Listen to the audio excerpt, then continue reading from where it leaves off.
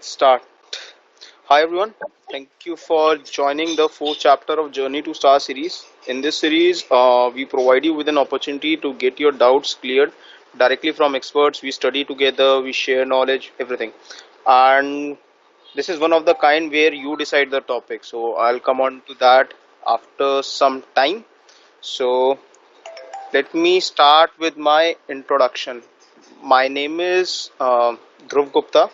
I'm currently working as a ServiceNow consultant in one of the leading MNCs. Other than ServiceNow, drumming is one of my passions. So don't be surprised if you find me somewhere with drumsticks in my hand. Okay, enough about me. Let's get started with today's session. Let me welcome our special guest for today. He is none other than Alex Darby, one of the best ServiceNow trainers and an equally humble professional. So, hi Alex, how are you, man? Good, man. Thanks for having me on. It's great to be here. It's an honor, honestly. So very, very much appreciate it. Pleasure is all ours, Alex. So, Alex, before starting, let me tell you with our plan. So, since we had a good amount of registrations, so what I have done, I have analyzed the questions that people have put on. So, I'll be asking those questions and one or two questions that I personally want to ask. After that, one will try to wrap this up in almost 20 minutes. Then we'll open it for Q&A. So, each one of us can ask questions directly from you, and after the session, I want to talk about feedback and one of the initiatives that has been recently taken up by some MVPs. So I hope that makes sense. Yeah, man, that makes sense. Okay, man. So let's get started. So, Alex, first thing, what is your ServiceNow story? So my ServiceNow story actually started with a company, eBay. I was doing admin support for them. I was like their administrator for computer. They had a computer associates application called Service Desk Manager, and it was tough to work with. It had middleware, proprietary languages, all this kind of stuff. So ServiceNow came and tried to sell ServiceNow to eBay at the time, and I was part of the decision-making process on whether or not we were going to buy it. And the day that I saw ServiceNow and how easy it was to add a field to the interface and then also the database at the same time, I literally applied that night. And after about 8 interviews, was hired to be a trainer because that was the only thing that was available in my state. And then I worked for ServiceNow for 2 years as a trainer, traveled all around the world, training every different class I could. Then I wrote a couple of books for ServiceNow, which is the Discovery Fundamentals book and the Event Management book, those classes, and then started working for GlideFast and Fair Partners as the director of training there. So it's basically been a lot of training ServiceNow people over the years. So, uh, Alex, so you are currently working with GlideFast and you have written some of the participant guides. Am I correct? Sorry, there's a bunch of noise in the background. Will you stay through? So let me see whose voice is coming. Uh, Patrick needs to be. Yeah. So, Alex, I was saying that you're currently working with Glide First, right? And Yes. you are the one who has wrote certain participant guides. Yes. We basically the books that are the basis for the Discovery Fundamentals class and the Event Management Fundamentals class. Great, man. Great. That's interesting. So, what is the importance of certifications and training in ServiceNow ecospace? I mean, there has been lots of discussion around it, and people try to make it a skill versus certificate debate. What do you think? Well, the certifications themselves, the reason why they're important is because that's how you get work. Whether you are out there trying to get a job and you want to show your employer that you know something, they're going to look for a ServiceNow certification. Basically, the ServiceNow system administrator is a must. You got to have that. And then certified application developer is also good. But then something that you specialize in too, like ITSM, ITOM, GRC, HR, all the different applications out there, they usually carry an implementation specialist cert. The reason why they're important is then for the company that you work for, that's how ServiceNow gives you contracts, subcontracts, and things like that. So they're very important from just getting work perspective. From a skills perspective, they do teach you some things, but it's academic. So the main things, how to do the job, come out of the certificate process. That part you have to learn just from experience. And the way that I sort of learned ServiceNow, and Dhruv is very active on the community as well, is the ServiceNow community. You go out to the community, you read people's questions, and then you try to answer them in your personal developer instance to get that real world experience to go through. Because the books, if you guys have ever taken a class, it's a book and then step-by-step instructions, which is just not the way it exists in the real world. So the real part of the certificate's really just getting it so that you can then have the opportunity to do ServiceNow. Yeah, I mean, the way I have studied, initially we don't have access to books. So how I have studied for initial certificates were like I studied docs, then went on to community, then played on my PDI. That's how I have learned. Yeah, that's absolutely the best. That's actually the best learning there is, and it's free. And it also the developer site. There is free training on the developer site, which is fantastic, and it's hours and hours and hours of training. So I definitely recommend doing that. It'll teach you how to build out an application all the way up to like Angular JS. So it's got a lot of free information, and then you get a badge and that kind of stuff, which is something for an employer to look at. But again, they're going to look for the paid certifications, which actually not all of them are paid anymore. There's a lot of, not a lot, but there are some free ones now, and then there's plenty for free ones in the future. You won't pay to take the class, but you will have to still pay to get the badge. I'm not the badge, excuse me, the cert. Yep. Someone is saying that they want to know, is there any ServiceNow training from scratch to learn? Please share the details. We'll share. I mean, we'll as we move forward, we'll ask Alex to share all the resources, all the tips and tricks he has. So you Absolutely, yeah, that's exactly where I'll start from, the beginning. okay?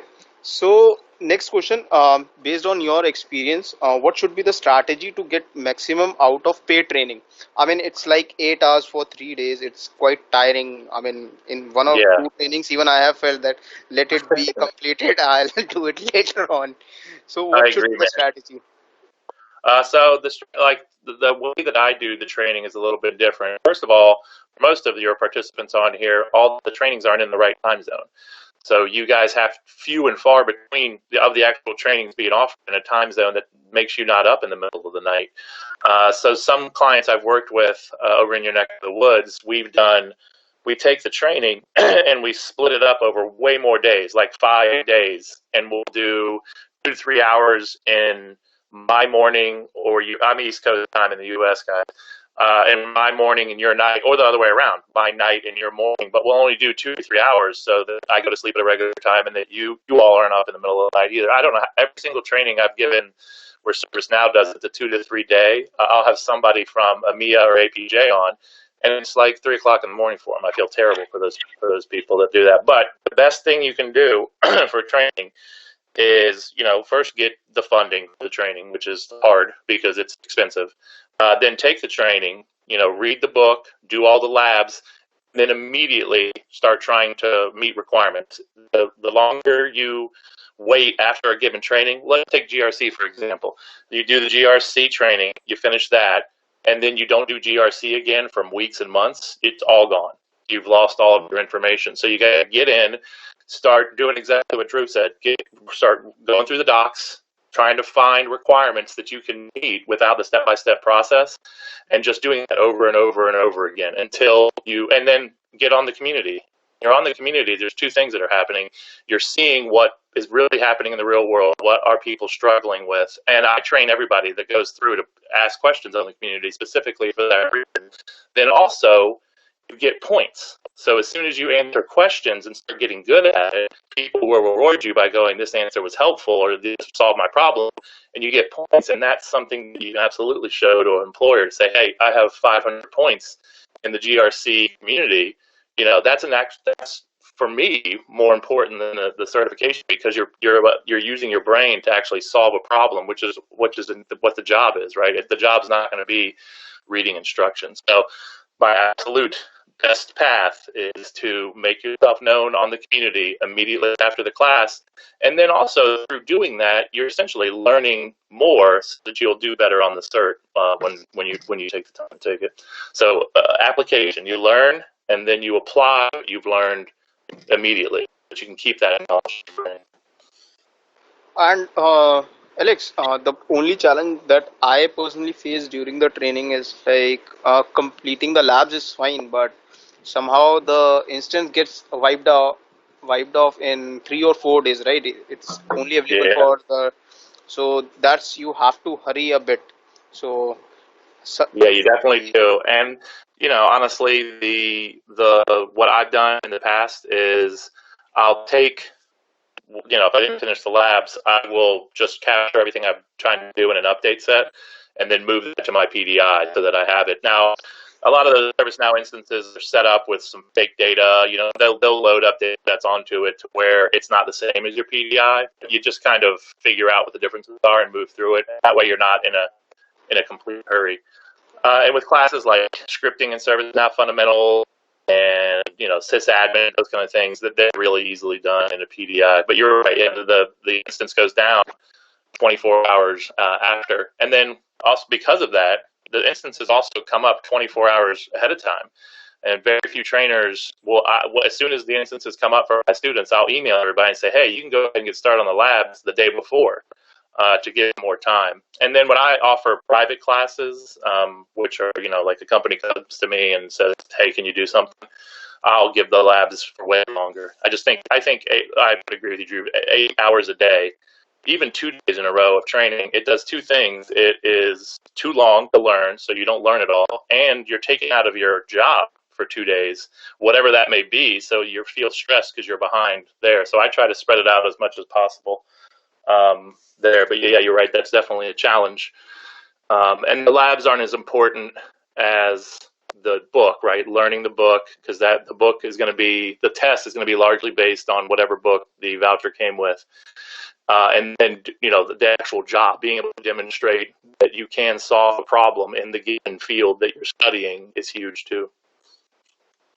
So yeah, that is the thing with training. So what I usually do, as Alex mentioned, so I'll share the secret.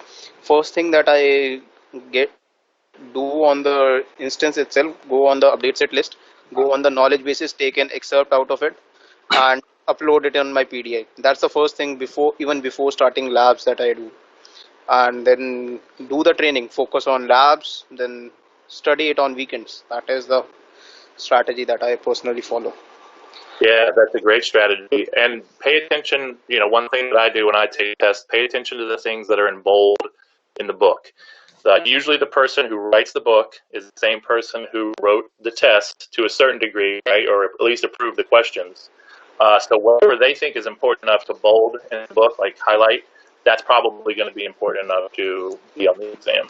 And then also don't be afraid to fail. And that's the other thing. I've talked to a lot of students. They're just like, they feel like it's over if they fail. You can take the cert 4 times. It's $150 each time, but just knowing that it's not completely over if you fail is also a big deal. Exactly. And what I'll tell you from my experience of giving around बोल रहा 10 है 11 $150 की certification है, इनके लिए तो $150 है ना. I'm uh, sorry, I misunderstood. Ujjwal, we didn't get your question. He left. Okay, man. So let me put it that way. So what Ujjwal was saying, Alex, is like dates $150 is kind of expensive for people who are just starting with their careers and all those things. Absolutely. But unfortunately, that's kind of the cheapest thing that ServiceNow has. That's the tough part is how do you, when you're not making any money or you're not making enough money to where you can afford this and you're an employer can't pay this, then what do you do in order to sort of get certified? And that's the difficult thing to overcome because now even the ServiceNow Fundamentals class, which is the class itself, is online for free, but you have to pay to get the certification. So that's definitely a hump to get over. That unfortunately I don't have any workaround for. but other than pay attention on Now Learning. So I see that David mentions Now Learning up there. That's the site that you have to go to get certified. When you log in there, ServiceNow will have class, check to see what classes are free first and go down that path. Like there's a couple of implementation class you can take to get certs, like PPM and then APM, Application Portfolio Management. All of the classes in the path are free, but you still have to pay for the certificate. So it's like PPM, APM, Discovery, Event Management. These four are, I know that they are free for sure, and you can give, if you are have a partner portal access, then you can surely get the voucher out of them for free as well. Absolutely, yeah. But the Yeah, Dhruv, those are free for everybody. You don't even have to be a partner. Event management and discovery, you have to be a partner first. Exactly. APM, PPM is free for everyone. Yeah, you're right. yeah. Hi, Alex. This is Anish here. Hey, Can I? I'm sorry, I'm not hearing your question. Do you have a question? Yeah. Actually, this is a normal question, which is which has by for every fresher who is coming to IT industry under service now, and to a fresher who want to do training on service now and who likes to do certification on service now, and it is asking like a voucher, and how a fresher can get the vouchers like directly. So Anish, that is the next question that I was about to ask. Okay. Yeah. So let me frame it that way, Alex. It's like it's a kind of a repeated question that we get from most of our sessions. Okay, so it is for fresher as well as for experienced professionals that are experienced in tools like BMC, Remedy, Microfocus, and all, or people who want to start a career in service now. So, what should be the recommendation from your side that we Uh, should do for these trainings, or we can get voucher free from them? Anything? yeah, the vouchers unfortunately are that ended as David's saying right there. They had a free voucher for ServiceNow fundamentals to get the certified system administrator. That lasted until I think June of this year. So the general path moving forward for ServiceNow will be to start offering the classes that come with an implementation certification. They'll offer those for free and online, and everybody can just sign up for them and take them. But you'll have to pay for the cert, and the cert voucher will be for new ones $450 to take it for everybody. So that'll basically be the cost of a cert. Now, what ServiceNow wants you to do, well, actually, can I share, Dhruv, or did you have a couple more slides? I kind of wanted to show everybody Now Learning and everything. All right.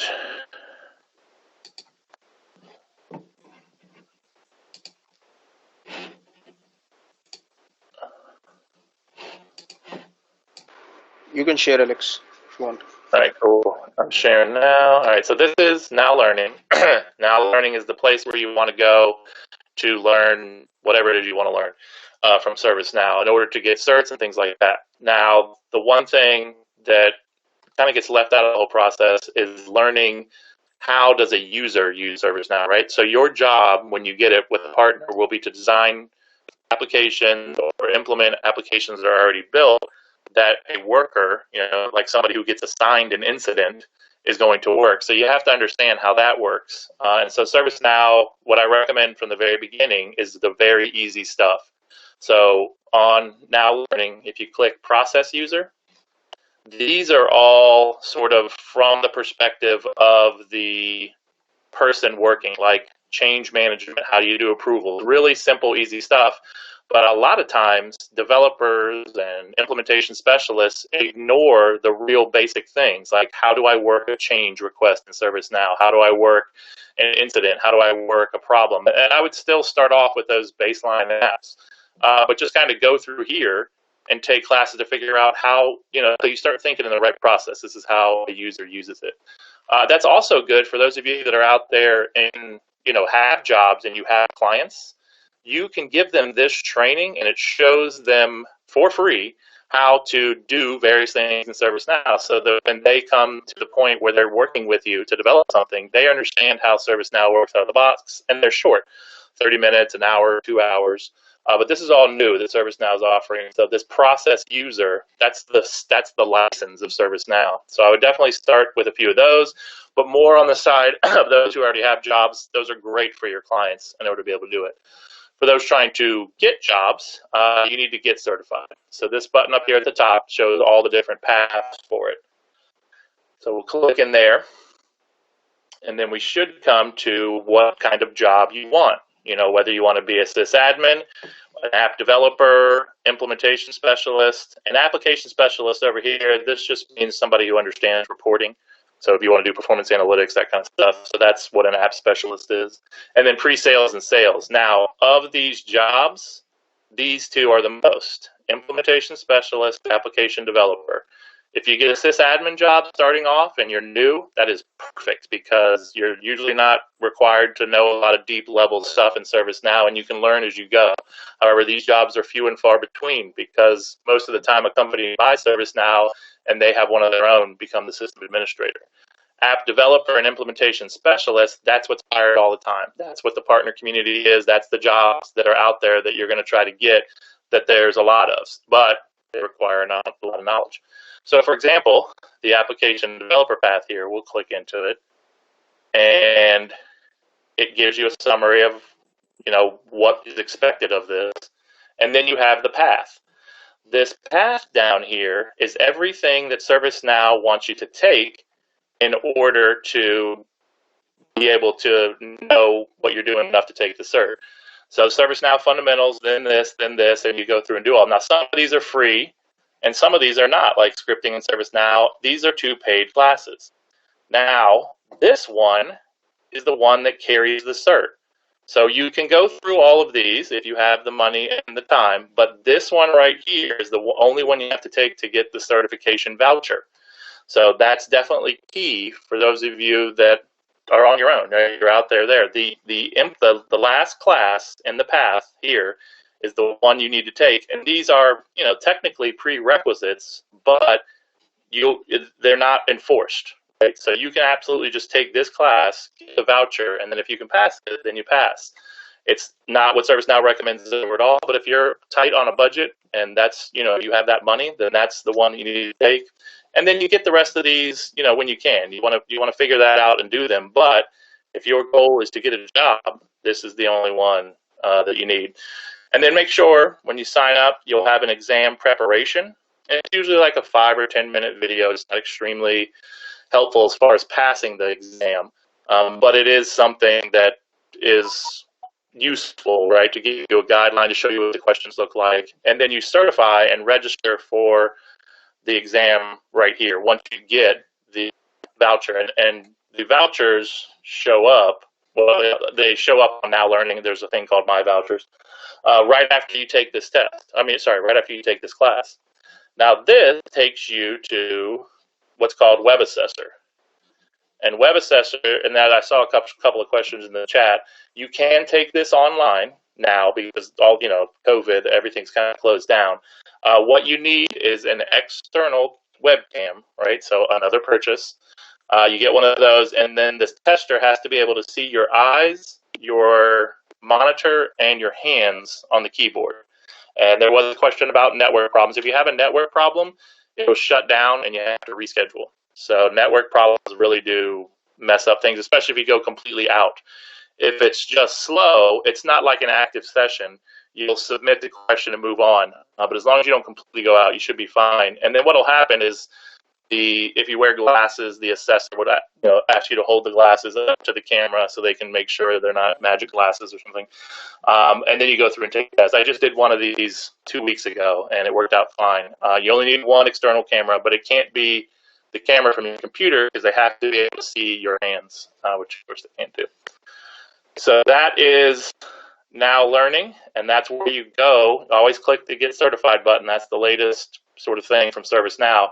But there is usually a paid class involved, except for 2 of them. You have to get your ServiceNow fundamental, which is the CSA. You get certified in that.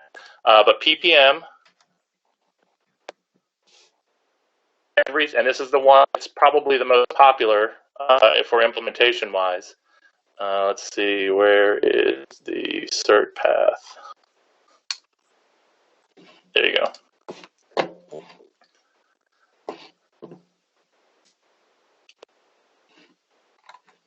So this is a lot of prerequisites. So this is online and for free right here. So you'd select that one, but you have to pay for the CSA, the cert itself. And then this is free. This is paid, but again, you don't have to take everything in order to get the cert, right? You can just take these two down here. Both are free, but you got to pay for the cert at the end, which is $450. So you're pretty much looking at $450 to take a cert, unless ServiceNow runs another special or something like that. But PPM, project management, and then application portfolio management, the classes are free.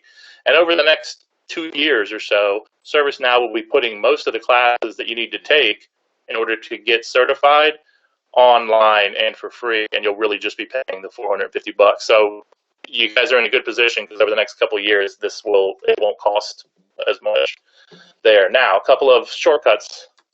So this is a really cool link. Let me just put it in the chat.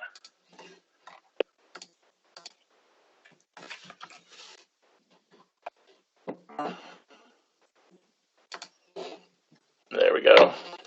So this goes directly to like a visual of all the paths. So rather than going through, the step-by-step clicking like I did, you can see all of the information that you need in order to take the path. For example, GRC, and you can see the classes here, and these actually click in and link to the classes. So it's another way sort of to do that.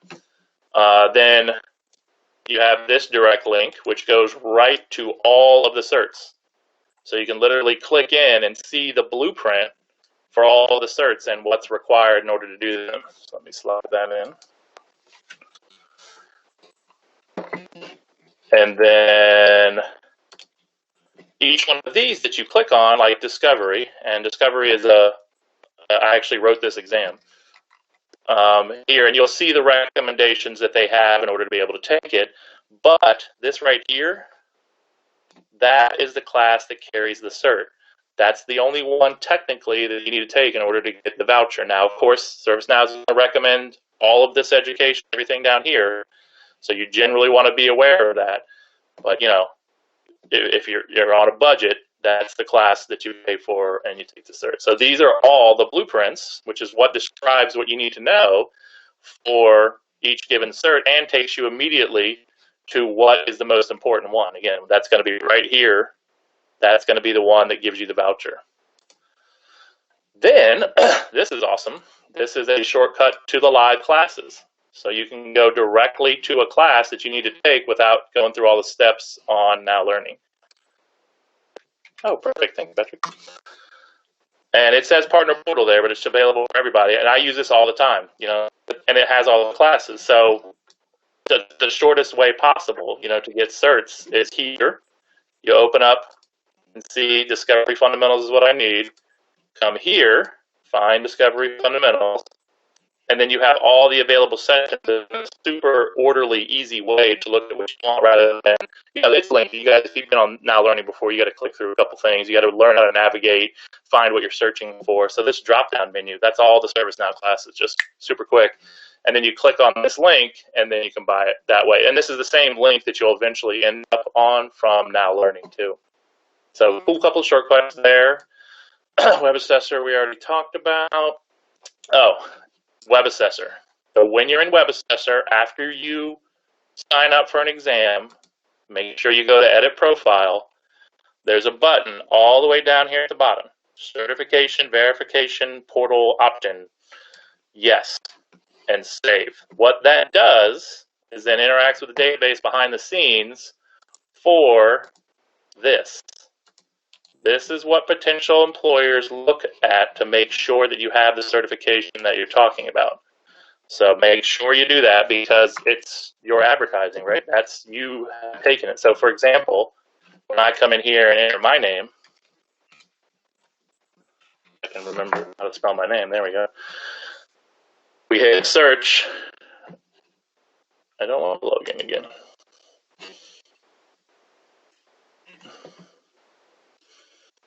I hit search and everything breaks. All right, let's try that again. So Servicenow search portal. There we go. And then we enter the name. There we go.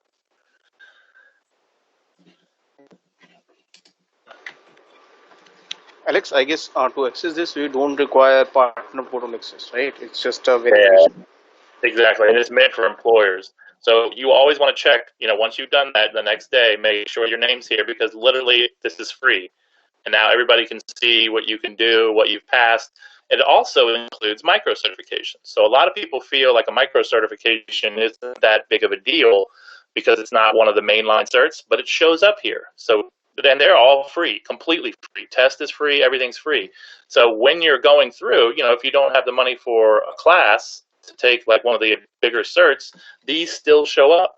So this is proof that I can do predictive intelligence as far as ServiceNow is concerned, right? I can do enterprise onboarding, and these are the ones you eventually want to get to. Those are the heavy hitters. Those are the good ones. But these still show up, so it's not a waste of time to do a micro certification because you'll get some type of recognition. And then those tests, they happen right after the exam. They're free, and you take them right within Now Learning, and they're usually nowhere near as hard as the certified implementation specialist one. So you can build up your resume here without spending any money. But again, you're going to need these, these right here. That certified implementation specialist. That's what gets you the jobs. And then if you're at a company already, that's what gives you the work from ServiceNow. So just make sure you remember that again. That's manage profile, certification, verification, portal opt-in.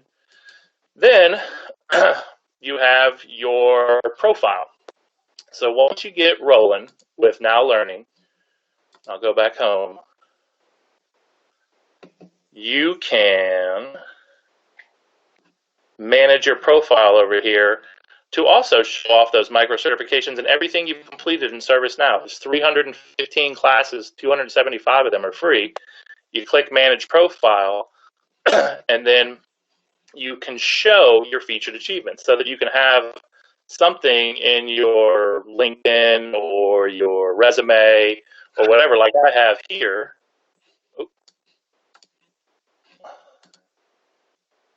I guess someone jumped in and wants to say something. Cool, good. You see this link here? When I open that, well, if I can. Anyway, so this link would go to this profile, and people can see your achievements, your badges, your whatever. It's basically like your own advertising. But sorry, somebody had a question? I don't think so. I mean, in chat we have questions, but we'll take them once we are done. We move to Q&A. Okay. All right, cool. So micro certs, then this is your featured achievement. So as you pass things, you select 6 of these to become what you want to advertise about yourself. But again, everything's down here. Your badges, whatever super badges, I guess I got one of those. Community achievements, so like everything all linked together, as well as your Now Learning, all the classes you've taken and everything. So this really helps, and this is publicly available. So if I preview my public version, it's going to try to sign me in again. Anyway, you can put a link like I have here,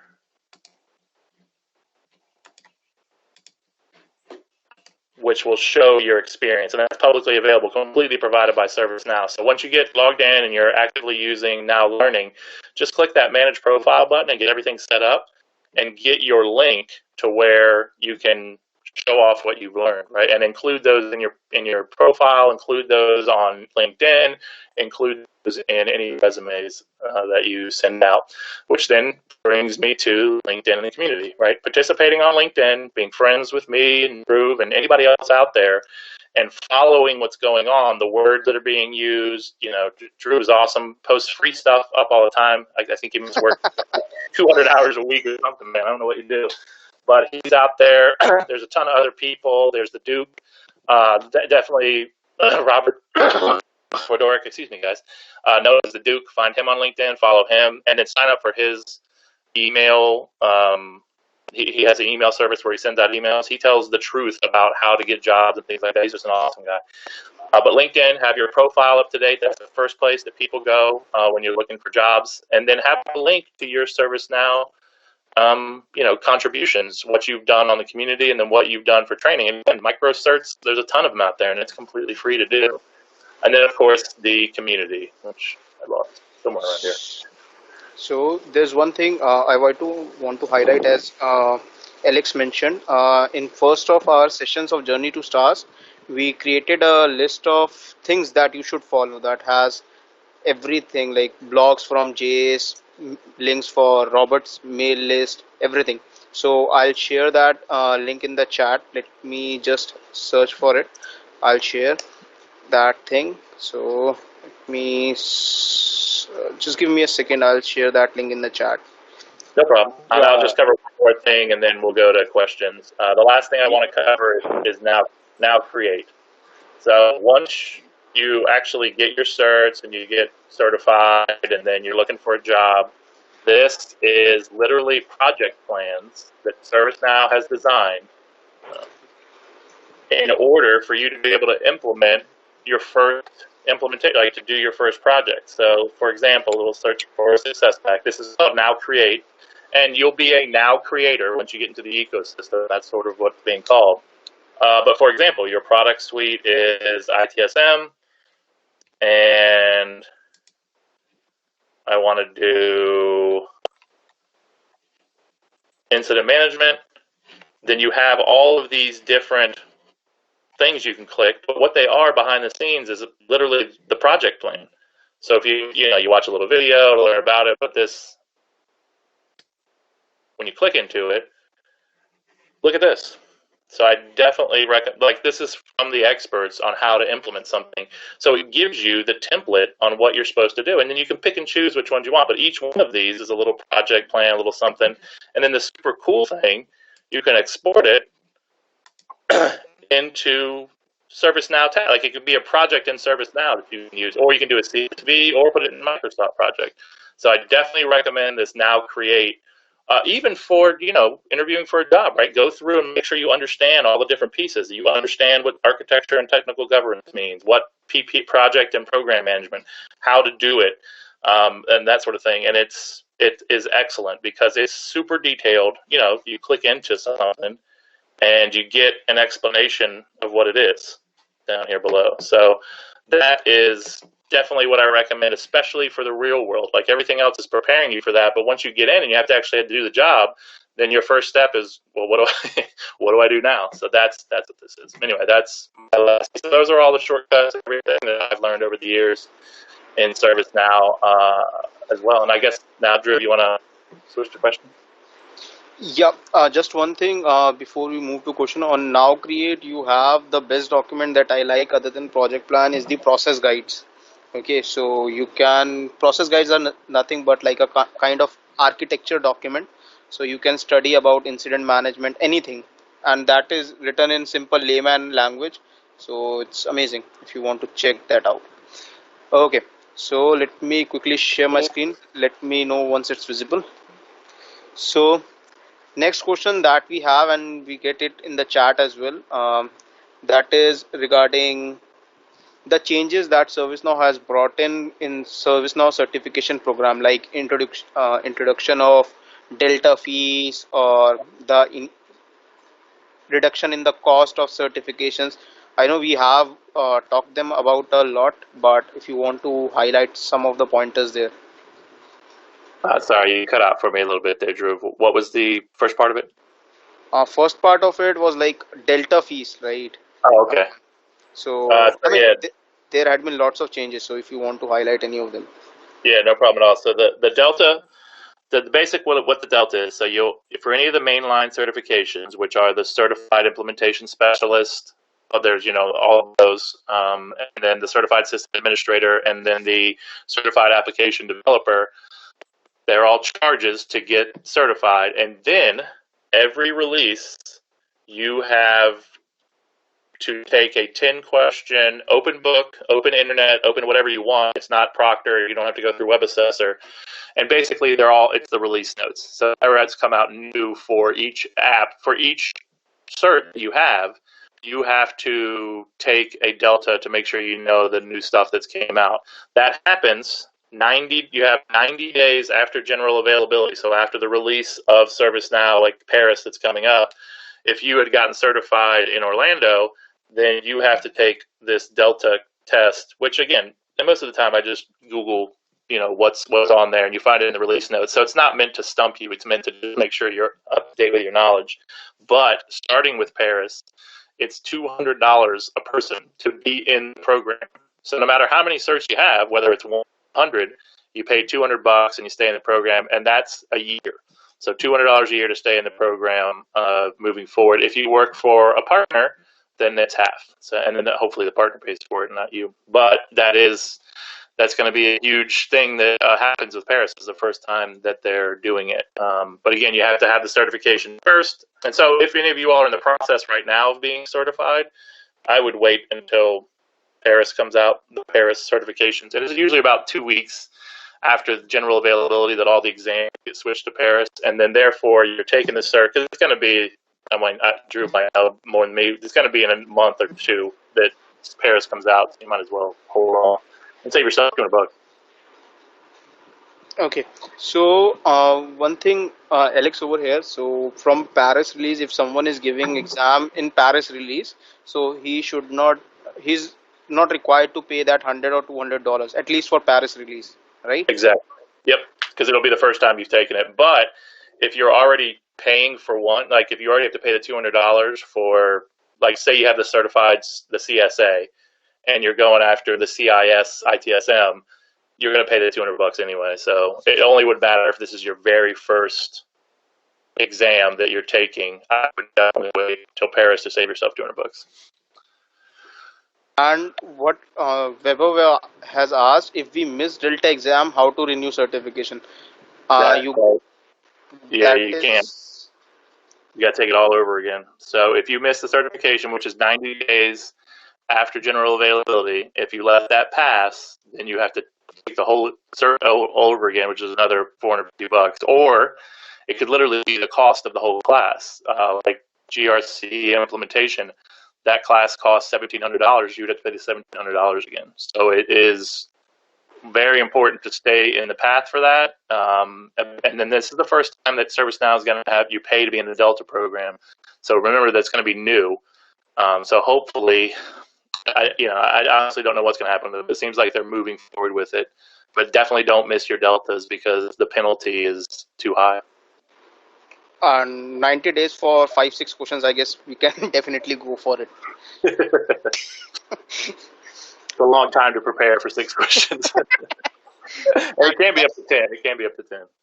Yeah, and that Yeah, stays same. I mean, if your friend has given it, it's not going to change for the whole organization as well. Right. Yeah, exactly. It's going to be the same questions. It might be in a little bit of different order. Also, a thing to note, because I have a lot of people that are last minute folks, if you take the cert, like say it's day 89 and you're taking the Delta, you can't, if you fail it, you have to wait 24 hours before you can take it again. Now, it's all free. Well, that's not all free. I'm sorry. You don't have to pay any additional to take it again, but you do have to wait 24 hours. And I've had people where, like students of mine, they go, oh, I can't take it for 24 hours. And I was like, yeah, you waited till day 89. So know that, right? It takes 24 hours. So even if you're waiting until the last minute, make that last minute maybe a week before, because you can just keep failing. You can fail it 3 times, and then by that point, you should be able to pass it. Amen. So yeah. let's Sorry, uh, I have a question. Can I? just give me 2 minutes, just 2 more slides, and we can take it one after the another. Okay. Sure. So first thing, Alex, we'll be quick on this. So you have already talked about now learning and now create. So my question is like, how would you rate ServiceNow efforts in enhancing the developer learning experience? I mean, I personally liked it. Now learning, now create, now creator, YouTube sessions by Chuck Tomasi, webinars a lot. But when I compare this with other platforms, learning platforms like Salesforce or other things, I still feel there's a long way to go. What are your thoughts on this? Yeah, there's definitely moving in the right direction for sure. Their model of the sort of PowerPoint slides with the instructor, that's changing over time. So that pretty much that Salesforce model where everything's going to be online and for free to learn is definitely the path forward for them. So they're moving in the right direction. And then also, even though it's still going to cost $450 for a certification, it's cheaper than paying $1,700 or $2,400 for a class. So it'll be more fair to the entire globe for participation. And then what I'm doing personally, so there's this program called the Next Gen program, and that's literally going out and offering free training for ServiceNow in like 8-week programs for sort of the like military vets, things like that, people that are classically ignored in the workforce. So pay attention to that too. You may qualify to get into a next gen program. I don't know what all the different ones are, but I'm currently doing one right now. And what we've changed to is a little bit of a model where you learn from the ServiceNow book, and then I run like a mock implementation next week, and we go through that. So I'll keep Drew update on that. And my plan moving forward is to have some type of like boot camp or 8-week program or something like that not only gets you the classes with the certifications, but also teaches you how to do the job. And that's the one thing that's not, you learn like the technical bits from the classes, but nothing puts it all together and goes, all right, you got to be able to take requirements from a customer in a LinkedIn session, or not, what's the thing called, Zoom. In a Zoom or a Microsoft Teams, there's no class on how to do that. And then there's no class on how do you work as a team, or how do I then implement those requirements. So that's what I'm trying to come up with now, is to sort of fill the gap between what the actual job that you'll do is, and then bring in that technical information from ServiceNow. So I would agree with you, Drew. It's definitely moving in the right direction. And the e-learnings are, they're interesting, and you get a simulator, right? You can spin up a ServiceNow instance, and rather than taking a certification, you go through and do the actual work in ServiceNow, and then the ServiceNow instance itself checks what you have done. So I think that those will be great if we keep moving in that direction. So I'm new to ServiceNow, like 3 years. So what I have heard from experts, right, those who are in the platform from longer than me, so they have said that initially in the initial phases of training, you used to have those boot camps where you have to do some stuff and get it verified. Is it correct, or is it like the myths floating around? Yeah, that was it. That there was one called the implementation boot camp, and it was 5 days, and it was awesome. You get, but it was live, right? So everybody had to be in the same place. So that doesn't exist anymore. And then it was interactive, so you actually solved a problem and you went around, and that's exactly what I'm trying to do. Just have it be literally for a week, it's like a real job where you have a business process consultant who's writing requirements, and then I make up the requirements for everybody, right? I'm the client. And then I check their work and make sure they're going well. It's been really beneficial, but yeah, I need more time to put it together into something that, that is repeatable and can be done. But that's what I'm literally in the middle of right now. The Next Gen program for Viknesh is basically ServiceNow classes, right? Just a whole bunch of them. And if you qualify, it's provided for free to whomever. It's just, I don't know what the different qualifications are. Right now, the one I'm doing is for military vets in the U.S. And then they learn, but what's happening is if you go, like, Drew and I were talking, 2 days, 8 hours class is tough. Now imagine you do that 6-7 weeks in a row. You're just not going to retain any information. So I'm trying to change that a little bit. But that's really the only hole I see is the gap between the technical knowledge you learn in a class and then how you apply that to the real world. So stay tuned. I'll keep Drew up to date. I'm going to come up with something, and we'll figure it out from there. Yeah, as Weber mentioned, next gen is for military veterans and fresh college grads. That's what I know. That university students who want to make a career in service now, and basically people who want to start with their career in service now. It's about them. But Yeah, those two. But I mean, the goal of the program is to serve the underprovided for. So I would expect more programs to come out for different areas of the population. And what I would hope is one that could come out for those who can't afford classes, right? You do something, you qualify, and then you get into the program because you've overachieved, but it doesn't cost any money.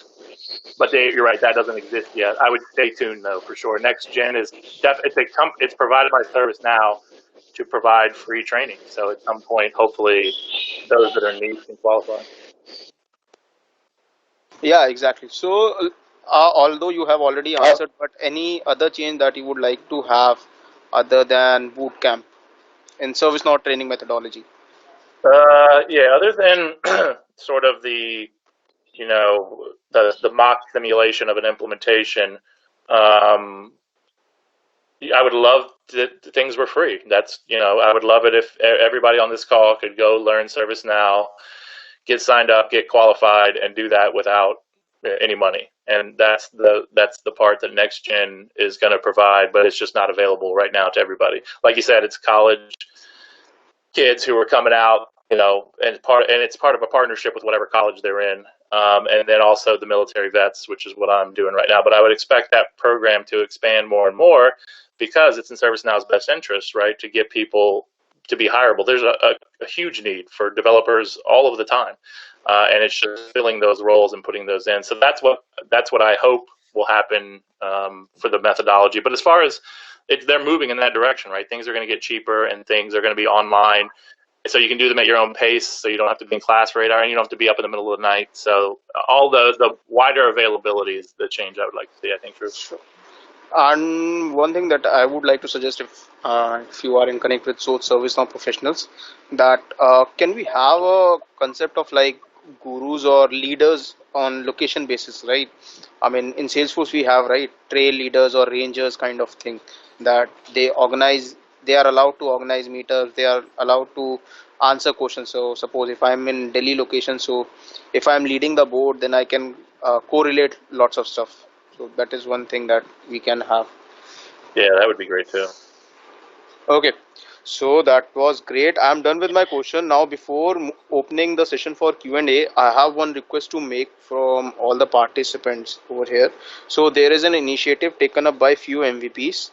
Okay, they are conducting a salary survey so that you know what to expect from the market based on various factors like location, experience, and exposure. So I have closely worked with them on this, and one thing I can assure you that the intent is, and the reports that are planned to come up based on the survey data that we will have is really awesome. So fill this survey and see if you deserve a pay raise or you are already getting better than the market. Okay, so just have a check around that. So you can scan this thing or I'll share that the link. So now stage is open. Uh, you can ask your question. So I'll first ask Anish to if Yeah. he has any questions. Okay. Thanks. Alex, yeah. Yeah. My question is that before like asking my question, I just want to introduce myself. Like I was just into IT sector from past 5 years, and I'm just dealing on Python machine learning. And recently, I'm into ServiceNow platform. And in my company, I just trained a few of my colleagues into ServiceNow and all. And my main question is that my company is willing to get partners with ServiceNow, and we have some reliable clients who wants to who wants to use ServiceNow and all ServiceNow platform and all. And is there any conditions like for a company to get partners, like it should be any L3 or L4 company like that? And what is the procedure to get in partners with them, and or to buy any instance for a client? So most of the time, the instances are provided by ServiceNow, so they're going to work directly with a ServiceNow sales rep or something to be able to get the licenses for it. And then you'll provide the professional services in order to implement or modify whatever it is they need to do. In order to do that, you have to go to the partner portal and apply to be a partner. And there's different kinds of partners. There's a technology partner, sales partners, professional services partners, but it's all an application process, and you fill out a form and they send it back to you. The thing that you'll need is certifications in whatever it is you're going to do professional services on. So, for example, if we get over at my company, if we get somebody who wants discovery, they'll buy the licenses directly from ServiceNow. They get the instance from ServiceNow, and then they pay us for the development work in order to stand up the instance, get the out of the box functionality working. But in order to do that, ServiceNow will check to make sure we have somebody with a discovery certification. So the certifications are key to be able to do the work. Okay. So what depends upon the client requirement. Those certifications should be we should be available by the employees who are working for the clients, right? Exactly right. Yeah. Okay, and how we can approach ServiceNow partner to get partners and all those things? Because I just registered in a partner program and no one has approached me, and it's been around 15 to 20 days of time, and I just don't have any contact to connect with. And to be true, I'll just let you know. And myself also, I have no experience on ServiceNow, but 4 months back we got a small task to be done in ServiceNow, and myself I have gone through client side scripting. So that is my first program which I have done in ServiceNow. And within 2 days of time, I just developed some of the one of the client approached us with one of the use case, and myself I have learned within 2 to 3 days of time, and I have just given them within a 5 days of time. That's it. So recently I have done the certification on Service of Administration CSA certification, and so how we can approach like any mail ID or contact details or a So, kind of approach. What might be the Anish, kind of approach like that? Yeah. Anish, I guess if I am not wrong, you need to apply on the partner portal and you need to pay a fee that you want to become a partner. So they will analyze your company and everything. So for Right. that, to be a partner, you need to at least have a company registered, at least a registered Yeah. See, company. my company, it is like it is a US based company, and within India we have it's been like like around 6 years of 6 years already had completed, and we are working for a number of clients and even for some of the MNC companies too. Yeah, it's like L3 based company. What we can I can say. Yeah, then you should apply for partnership. Your company needs to file that partnership thing. It's a Okay, form with a fee, I guess, $1,000 or something like that, that you need to fine. pay. Then they will analyze whether you good to be a partner or what things they want. I mean, then that is the starting point of the conversation. Fine. Here, my question is that the approach should be done from company side or my client side. So there From will be company some side, clients to me from client company will side. company side client will be like will want to have a ServiceNow instance, right? So they need to, if the client wants something, they need to connect with the sales team of the ServiceNow. But in case you want to become a partner that who can offer services or services basically on behalf of ServiceNow, then you should approach as a partner thing. And without becoming the partner, can we provide solutions on service note to any client? If that if that client, a particular client purchases the instance. See, you can provide solution if the client is ready to take, but Okay. being a partner has lots of advantages. Like you get access to lots of material, sales material. You get the what you call leads as well. So there's a Yeah. lot of benefit. Leads like will service now help us to get any leads, or myself ourselves we need to get into that. There is one column in ServiceNow partner portal where you register for leads. It's a long thing. I mean, it's a way big platform. So first you need to get in touch. What I'll recommend, get in touch with any of the partner, any of your friend who is working for a partner. Uh, get the feel of the partner portal, see what other things they are offering. Then if you feel that Okay. it's good, then you can just register. Can you share any link of that in within message chat group? Yeah, that's I put it in there. So the first, if you don't have any contacts or anything at all, that link I just put in, that's the support page. Get a support ticket open with them and start with their support level. They're actually pretty good and they'll walk you through the process. But definitely, if you have somebody who has an end around or whatever, and unfortunately for me on that side, I don't handle any of that. I just teach the classes, but so I don't have like a contact or anything. But that's where I would start is the support page. Get a ticket open and say, hey, we're having trouble getting through the process. That's what I have mentioned earlier as well. I have registered for partner program one within your service no portal. I have seen that to register for partner program, partner program, something like that. It is there.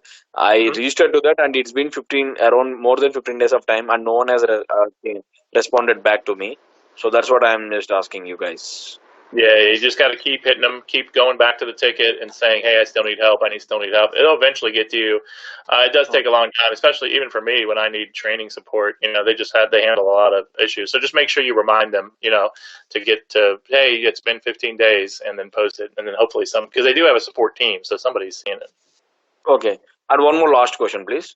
And only the last question is there. Yeah, previously I asked you like before, immediately after the session is started, regarding if my company people, if any of my colleagues or teammates willing to do certification on that, and they were asking within the portal, like while going for certification examination and all, it is asking to enter the voucher ID, but there is no chance to make a payment, payment on like card payment or any card payment is not there, and only voucher method is there. And is there any chance for getting the vouchers or a mode of payment to be like a card? Yeah, not only in certain cases like application portfolio management, PPM, and certified system administrator. That's how you can pay. But the unfortunate thing is, it looks like you can pay all of them when you can't. But that's eventually over time you'll be able to pay that way directly. So if you're trying to get for example, the certified application developer voucher, it'll look like you can pay for it, but you can't. You have to take the class, and that class is $2,400 right now. But over time, eventually it is. So the ones that you can get where the class is free and you just pay on Web Assessor, that is application portfolio management, PPM, project portfolio management, and then also the certified system administrator. Those three are available to anyone to take. The class is free, and then you pay for it on there. But you're right; it does look like you can pay for all of them, but you just can't. You got to have the voucher for the remaining 20 or whatever there are. Okay. While writing the examination during this corona, and it is asking for external camera only, or inbuilt camera is also enough for laptop? No, you No, got to have external camera. You need an external camera. Definitely external camera. Okay, fine. you have. It has to be positioned to where you can see the monitor, your face, and your hands on the keyboard. Okay.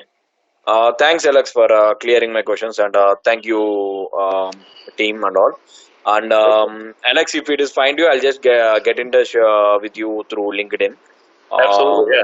Same goes for Yeah, anybody. Get in touch with me on LinkedIn. It takes me a little while to reply sometimes, but I'll definitely get back to you as soon as I can. yeah, sure. But Thanks. Thank you. I thank you. Thank you for the beautiful session. This is Samuel. I'm new to ServiceNow and I'm just learning the platform. So I want to ask, what's the role of ITIL to ServiceNow? How does it help to know ITIL before knowing ServiceNow or before becoming, before getting a job with ServiceNow? So the ITIL terminology is, it's not key, right? Through going through the ServiceNow training, you'll pick up on the different ITIL terminology, but that's sort of what ServiceNow was based on. Is that's the framework, and then ServiceNow is the application that makes that framework work. But ServiceNow has become much larger than ITIL, which is mostly meant for ITSM, service management. So there's HR and things like that. So it's not entirely. Um, it's not needed, right? You'll learn it along the way, but it does help to explain what an incident is, what is request management, what is service management overall. It defines the terms that ServiceNow uses. But again, that class is going to cost you $1,000 to $1,500 to be able to get the exam. However, with that one, the class is literally built to pass the exam. So once you take, I think it's like 80% of people that take the ITIL V4 Foundations class, they pass the cert. There's the answers to the questions are in the class, like 10 of them or something like that. So it's much different than ServiceNow certs. Those are meant to test you on the job, where the class prepares you for the cert. So if you have the money, it's definitely worth it. But if you don't, it's not a complete loss to not take it. Thank you so much. And my last question is, what I really want to do that I've seen with GlideFast. I follow Sherry Sullivan a lot, so I like the business process consultant title. What does it take to become a business process consultant? What are the skills needed, or do I have to start from an admin as an administrator before I can graduate into the business process consultant role, or is this something I can start off with?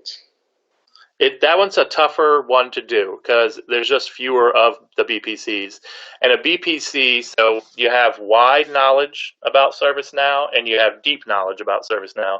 BPCs have to know about all of the applications in ServiceNow, but not to the level that the developer does. So there is a BPC path that's free on Now Learning, so definitely take that. Then also take anything that has to do with agile development on Now Learning and learn about that. That's two great ways to do it. And then just learn as much as possible about the entire platform. But your main role as a BPC is going to be to consult with the client on what their existing processes are, and then how do we get that into ServiceNow. And then you actually write the stories that the developers will develop. You come up with the acceptance criteria. So knowing the agile methodology, being an expert in that is key. The problem is there's way fewer of those jobs. For instance, on a project, let's say you have 4 different projects running at a company at the same time. You might have one project manager who manages all 4 of the projects, and you have one BPC who does the work for 4 different projects. Those 4 different projects could have 20 to 25 developers. So the developer is much higher in demand, so it'll be more difficult to get a BPC job, especially without experience, because that's really what they're looking for, just because there's fewer of them. It's definitely not impossible, just more difficult than a developer. Okay, thank you so much for this. No problem. Thank No you. problem. Yeah. And to be a developer, do I have to learn JavaScript, HTML? I'm very new to IT. I'm transitioning from healthcare.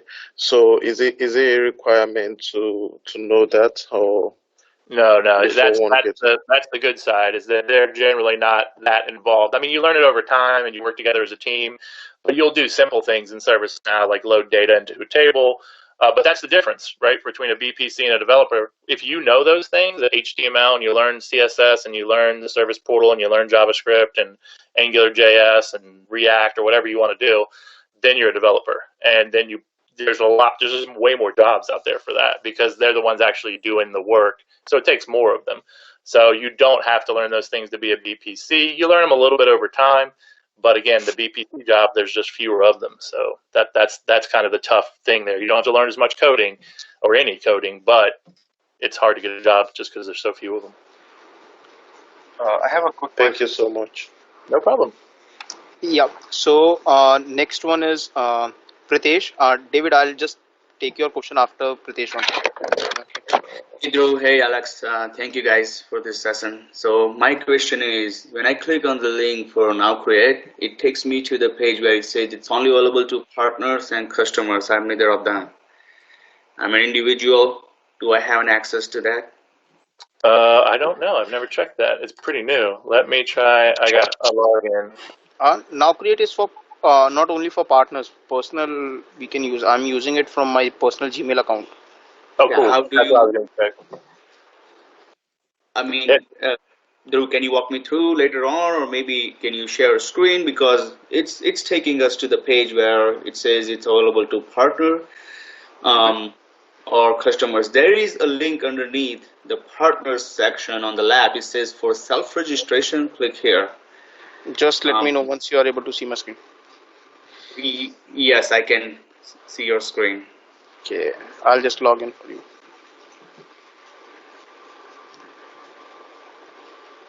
I'll just log in from my Gmail. Alex, meanwhile, I have one question. What's up? Is there any companies, like any ServiceNow customers who were startup using a ServiceNow product or ServiceNow platform, or only MNC companies were using right now, like with more than 1,000 employees? Yeah, it's generally larger now, but the licenses are pretty expensive. So smaller companies, I see them using like Atlassian and cheaper things. That's the tough thing with ServiceNow right now. When you guys get in, that's always the conversation, is how expensive the licensing is. So it's usually larger companies, and they were targeting smaller companies with what was it called, Drew? The thing from a while ago. It was like smaller. I don't remember, but that kind of went away. So it's usually larger companies that are getting it. Here, license refers to buying the getting partnership or buying the instance. Yeah, exactly right. That's getting the number of people that can log into a given application. That's what you buy from Buying the ServiceNow. instance. Okay. What might be the costing? Do you have any idea on basic pricing, approximate average costing? I don't have any idea anymore. I've- I haven't sold it in a long so time. Okay. costing in service now is not fixed. I mean, it depends on how much you are buying or how much. There are various factors involved in this. Yeah, I mean like minimum pricing will be there, right? So that's So what. so it's like if I'm not let me get it. So you are charged only for admin license and the ITI license, and the cost of admin is around, I'm not sure.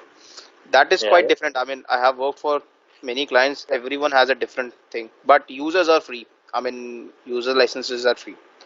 Okay, That I around approximate costing, which you remember, $40 per license.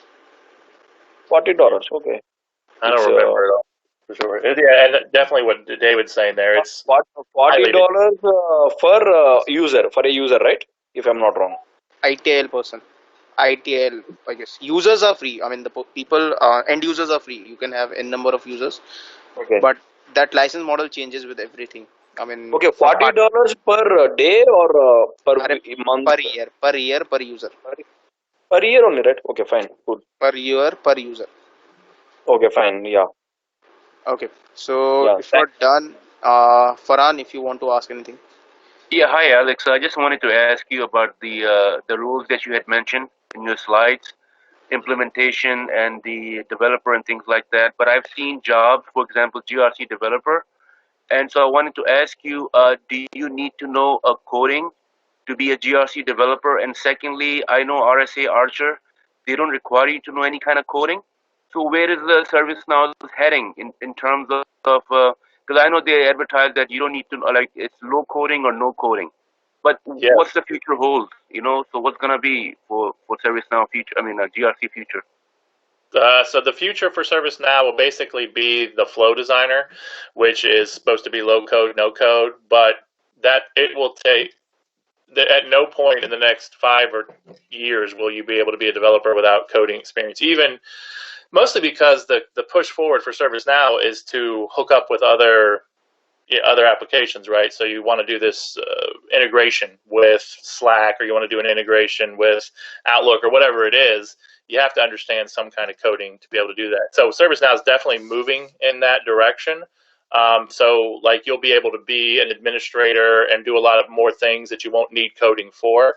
But I can't see a point in time in the future where, maybe 5 years from now, where you could be a developer, you'll be hired as a developer and not have to do scripting, unless you're hired as a developer and the understanding is I don't script.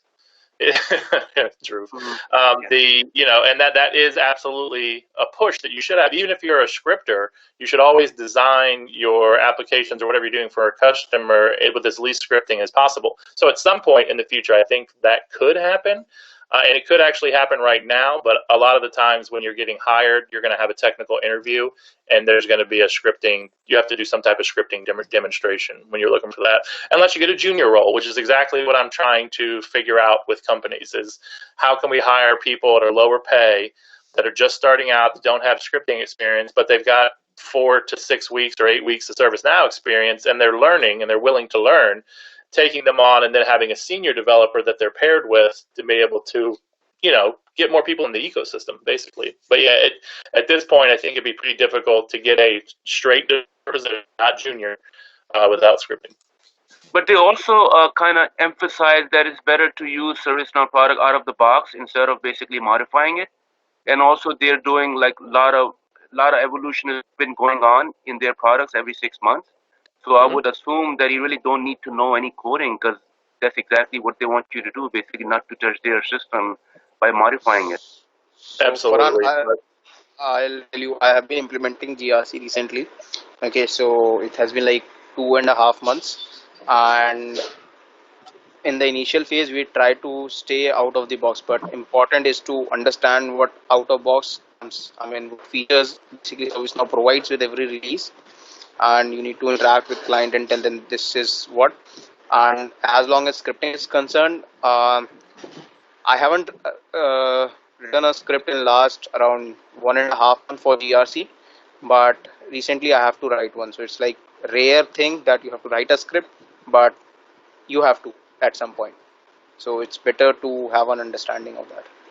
Yeah, and you want to stick to out of the box as much as possible. And also, when ServiceNow releases something and they're moving in a direction, it takes a while for the ecosystem to catch up. And the good example is Flow Designer versus the Workflow Editor, right?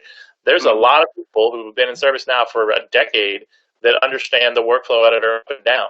So therefore, they're going to continue to use that because they know how to do it and they don't have to learn Flow Designer. So it takes years for a new ServiceNow process to be actually used in the field more often than not, right? So Flow Designer will take a long time, but it's on the right path, right? And that's what I teach in my classes. That's your niche in the market, is to understand Flow Designer, because at some point that'll become the norm. I think it just depends on what is cheaper for the customer and what is easier to use for the people that are implementing it. So I can see that it would happen in time. Even though ServiceNow is pushing it right now, it hasn't actually happened in the field where it's being used a lot. But it's definitely the direction. So it'll occur. It's just not happening right now. Okay, thank you. Uh-huh. So guys, looks like my question got lost in the midst, but I still have issues creating the now create account. So I showed you. listen. Pritesh, I just showed you that thing. Do you want me to again show you that? No, when Yeah, you register through, when you go through the registration process, it's asking for a company name, and when you put your Gmail ID, they send you a code. You click on the link, but they're asking you to put your company, address and information. And what they're saying basically is they're going to contact the administrator of the account in your company and evaluate and see if I can have an account or not. So, am I missing Okay. out something? Okay, Pritesh, we can take it offline. You just get me Sure. connect with me. I'll just let you know how to do it, and I'll just check on that. Okay. Not a problem. Thank you. Okay. So next one is David. David was putting certain questions. So David, are you there or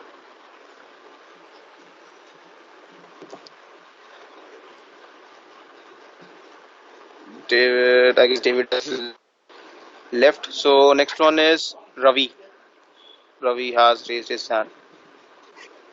Hi, Ravi. Yeah, hi. Hi, all. Very good morning and good evening.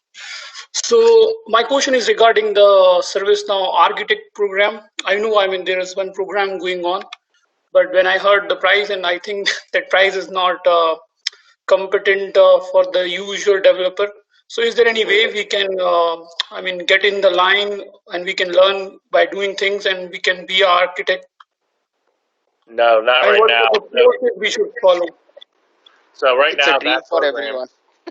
yeah, it's $15,000 to get in. So that's definitely, like, my company. We don't even pay for that. We don't have any yet. So hopefully that price will come down. What to watch out for, and something that I've contributed on a little bit. There's going to be another. So that's Master Architect or Master something. And then they're going to have another one probably next year sometime. They're building right now, which will be Platform Architect or something like that. It's going to be a 6-month program. They're going to let a lot more people in, 50 to 60 per session or whatever. It'll be a lot online. It'll be a lot to do, but I think even that one's going to be far more expensive than any ServiceNow class. So those, I mean, quite honestly, they're just not an option for somebody, for a single user, right? That's just, if you guys have that amount of money, please let me come work for you. Other Yeah, other than that's the problem. If someone wants to, deep down technically and get certified, then I think it's Ravi, not the right way. I'll tell you one thing. That certified master architect is definitely not a technical certification. Okay, and other than that, it has certain requirements that currently even I am not able to fulfill. Like it requires 5 years of experience, ITIL, CAD, and 3 CIS certifications other than ITSM. So this is the basic thing, and you must have gone through 5 or 6 implementations. So that is Yeah. the prerequisite. And in addition to that, you have to be able to fly, because if some of Exactly. those are live, right? So on top of the 15 grand, you have to be able to fly and stay at a place, and then you have to commit to contributing to the community. Like, it's some amount of blogs and things. Basically, what Dhruv does automatically, but you have to commit to that afterward too in order to stay in the program. So it's a difficult one for sure. And that doesn't guarantee you to get that certification. I mean, it's like at the end you have a college kind of a project where you need to defend your stuffs. Yeah, exactly. Yeah. What is that called? Like a thesis or something like that? Yeah, exactly. Yeah, presentation or something. It's kind of Yeah. a business thing. Yeah, it's And like other people rate you. Yeah, it's not like a ABC question. It's like you get rated by people. It's hard and expensive. Okay, okay. Thanks a lot. No problem. uh, Kashyap, if you are here, Kashyap is sending me messages over LinkedIn that I want to ask a question.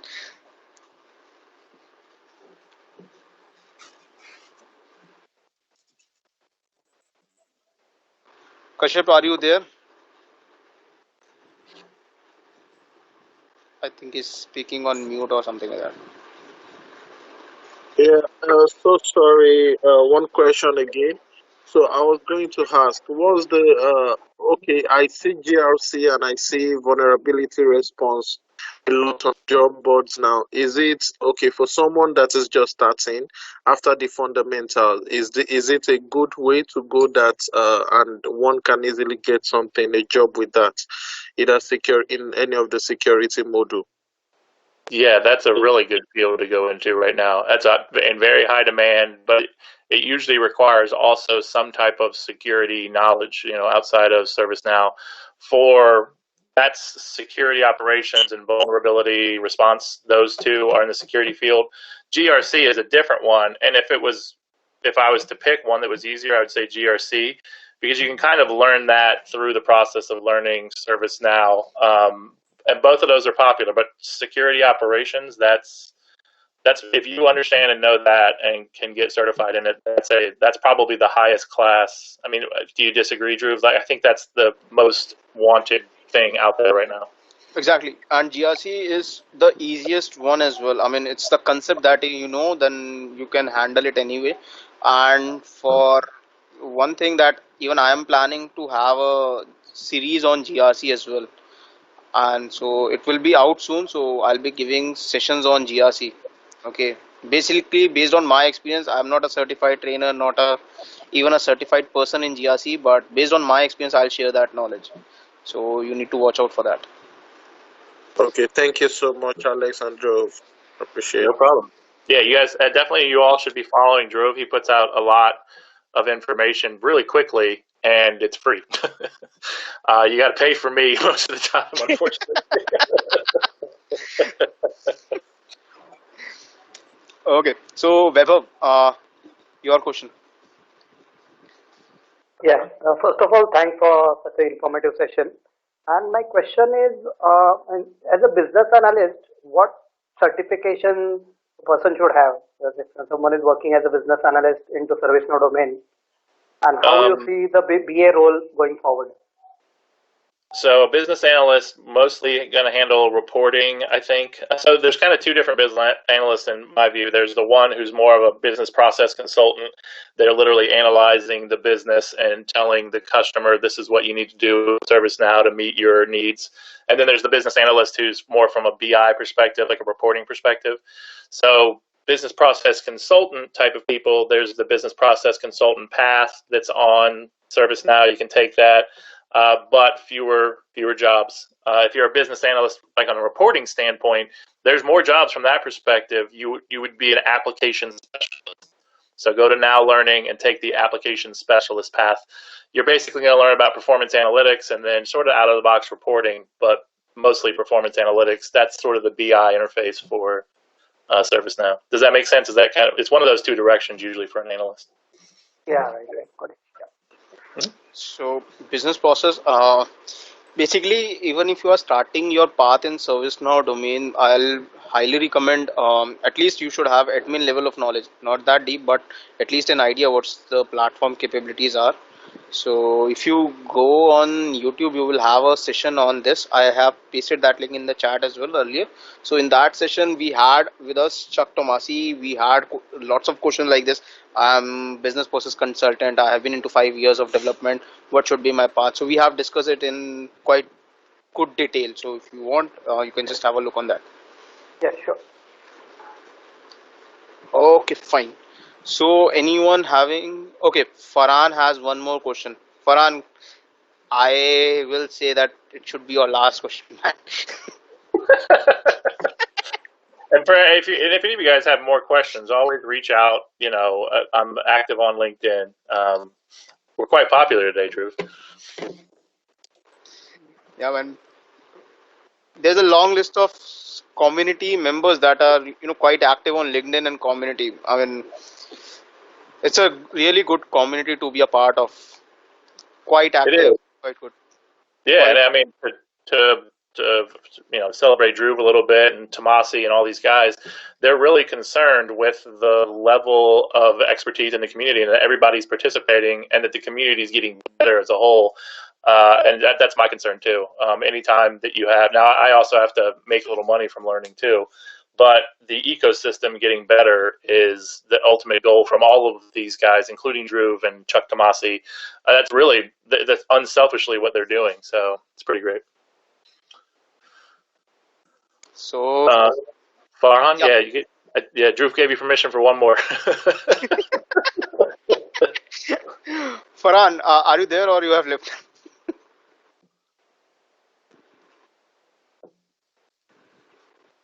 Farhan has gone on mute.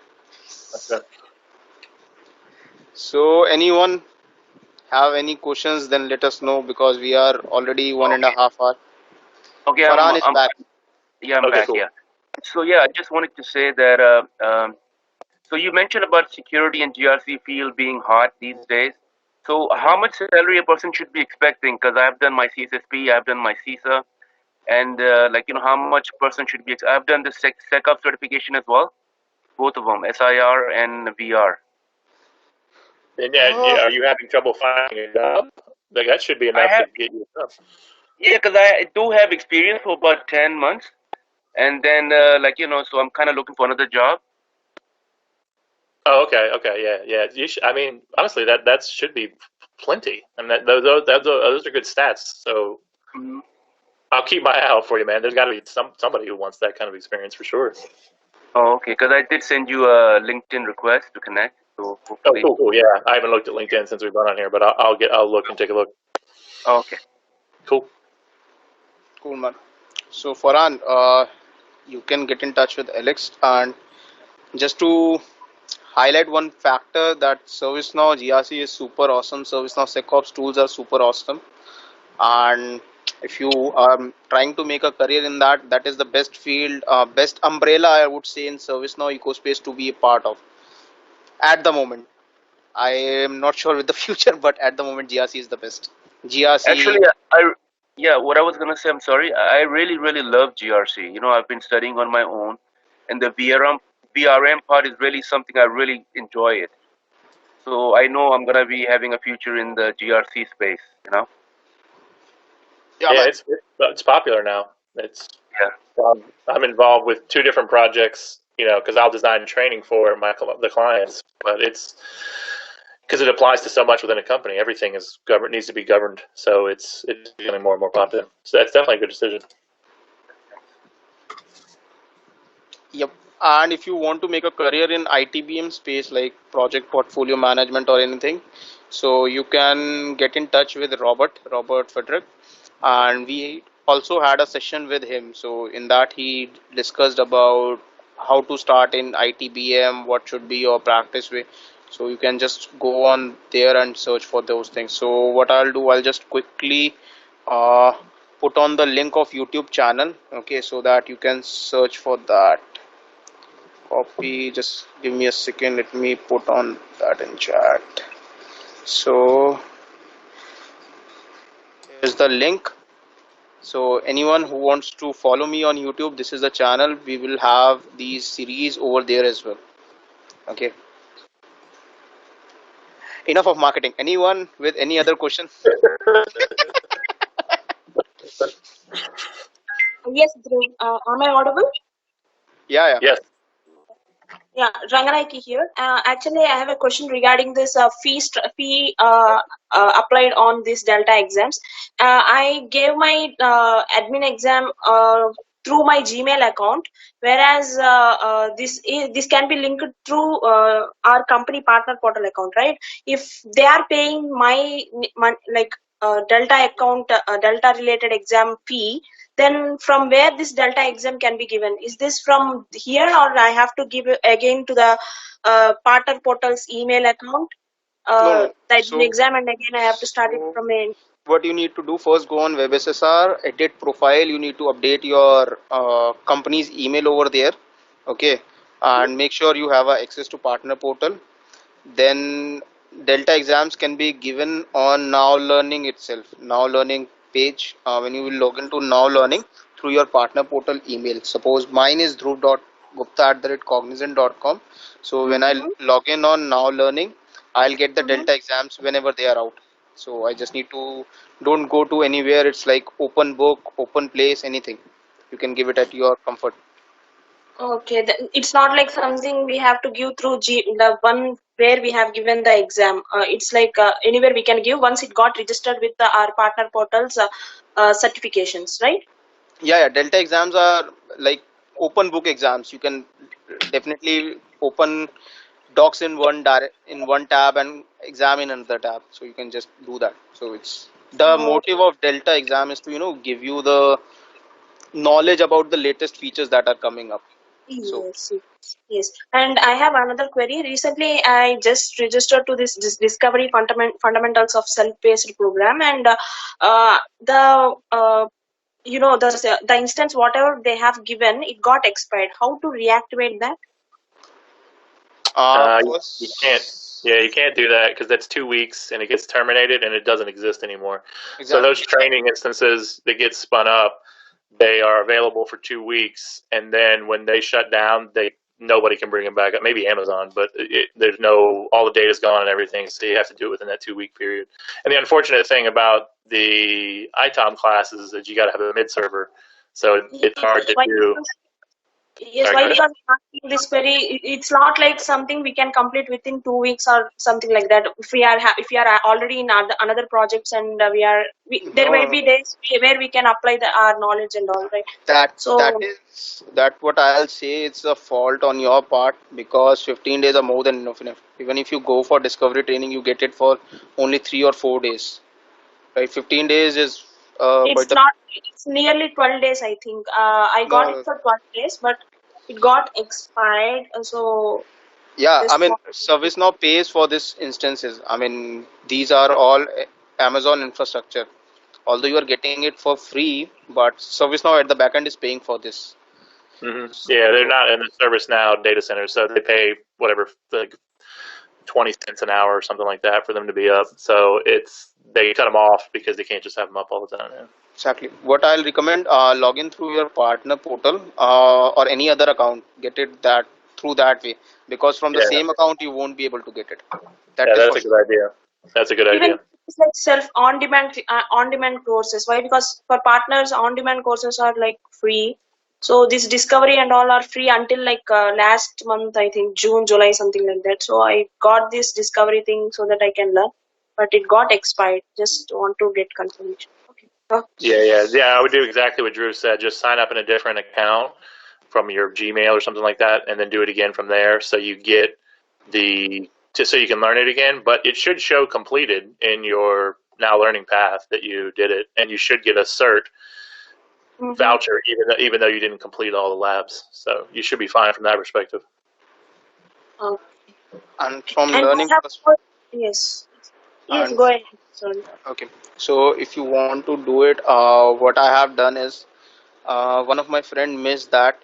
He's one of my colleague. So what we did, we plan it in such a way that I enrolled for the training and we sit together and practice that, redo that basically. So this is how we are doing. I asked one of my friends. We sit together. We register one at a time. We practice. So this is how we are doing. So it's all your organization or all your contacts. Okay. Okay. And I have one more query regarding the ATF. How comfortable we can feel like implementing the ATF for highly customized service no system? But the APL, I ATF don't know. or the test framework. ATF. Oh, Yes. ATF. Yeah, there's a learning for that too for free on the Now Learning. Just look up ATF and you'll see it there. That's not charged, and you get a micro cert. Those things I was talking about earlier, they still show up as certs, as that you are certified in it, and it's good to go. And it's also becoming more and more popular to have that ATF for the automated testing rather than have a person testing at the end of a project. So I think that's a great investment to learn, and it's Uh, free. Yes. I learned that fundamentals, but I'm not sure like how we can implement for highly customized systems. Like we are having very highly customized service no system, but is so this okay yeah, to implement ATF? yeah. Your question is like, if I'm correct, how should I implement ATF, or what should be the practices that I should keep in mind while doing this for a customized environment, Yes, right? customized implement. Yes. Okay. So you need to first target some specific things. I mean, few important stuff that for which you need to implement ATF, like certain catalogs, certain processes, certain forms, and build ATF around it, and include that as a part of your development activities for future releases. Not future releases, future sprints. I mean, from now onwards, add a activity in your Jira activity or something, wherever you are tracking that, you should create one ATF as well for that particular task. That how you should go. Okay, but it is not like something we can build. I mean, we are planning to upgrade to Paris. So, as a part of that, the our team is planning for this ATF implementation. It is not like something we can do that at like on the jump. It It should will be take a time. It will take time to develop ATF test cases. Uh, okay, you can definitely do that, but it's just how much effort you want to put in. That is the whole concept. Yeah, and also if you have a customer, how much are they willing to pay for the additional time to build those things out? That's the question is often faced with us is the extra investment to build out ATF, is it worth it? And my usual defense is yes, because of upgrades, especially with a highly customized solution.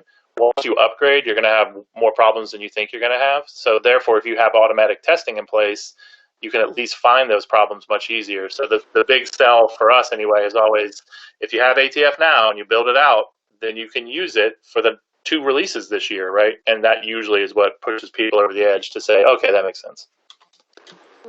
okay. Okay. Thank you very much, Alex and Drew. That's a great information. Thank you. No problem. Okay, so I guess if we have any other question, I want to wrap this up now. So if anyone have any question, I'll give you 5 more minutes. Anyone?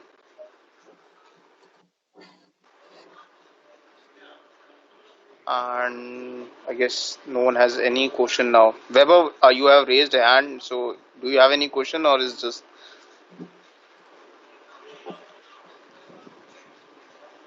He's just stretching. No, no, no. It's a hand raised for thanks. Excellent. You're very welcome. You're very welcome. okay? Yes, I mean, question regarding the ATF. I mean, we were just discussing, so I thought maybe I can ask one question. So, is it? I mean, I haven't started working on ATF till now, but is it good to have those cases configured for? I mean, the big instance wherein we have like hundreds of modules implemented, and maybe some of them are customized. Yeah, man. Yeah. I mean, you can Yeah. have them. It's a good thing to have, but it's all depends on the client that whether he's ready to pay for that. I mean, not to service now, but the developer effort that it will take. Okay, Yeah. And but it's I mean, are those ATF test scenarios are kind of manageable in a long run? Like if some developers are writing it and then the team get changed and some other clients takes over it. So how I mean any client can manage those cases? Most of the time, yeah, unless they're like verifying scripting or something like that, which would be mostly for the scripting team, whoever was doing that. But the stuff like let's say you had a record producer, the record producer has to open up, create some data, then that data has to go to the actual table behind the record producer. These simple things that a human would normally do. Do that in ATF. They should be relatively easy to understand. And honestly, out of the box demo data is used a lot to simulate that. And it's unless you're getting into the scripting, the checking of the scripting, those ones are more difficult to pass on how to use them. What they do is they take away also the UAT aspect. And if any of you guys have been around for a while, usually your client does the user acceptance testing, and that is oftentimes a bit of confusion because your client's new to ServiceNow and they're going in and they don't know, they don't even know where to click to create new on an incident, right? So they need some training to be able to do that. If the option presented to them is to say, hey, let's just make all that automated, you run it, you'll see what's happening. You don't have to know anything about ServiceNow other than it passed, and then you go from there. So the simpler ones are much easier to pass on, and then also show the client how to do it when they upgrade. Do the same thing after upgrade to make sure the record producer works. But there are ones that are more difficult. It just depends on, just like anything else in ServiceNow. If the level of difficulty to create it was great, the level of difficulty to communicate how to use it is going to be great. And the best part of it, suppose I have a requirement, I build a ATF for this that makes a field non-mandatory, and in future if someone makes that field as mandatory and he runs that ATF over that thing, so it will fail. So you don't have to worry about what exactly is failing because of your thing. You don't have to test that much. You just need to run the ATF if you have that thing in configured. So it will check everything and it will give you the result. It makes the development process smooth. I mean the deployment process basically more smoother. That's what I can say.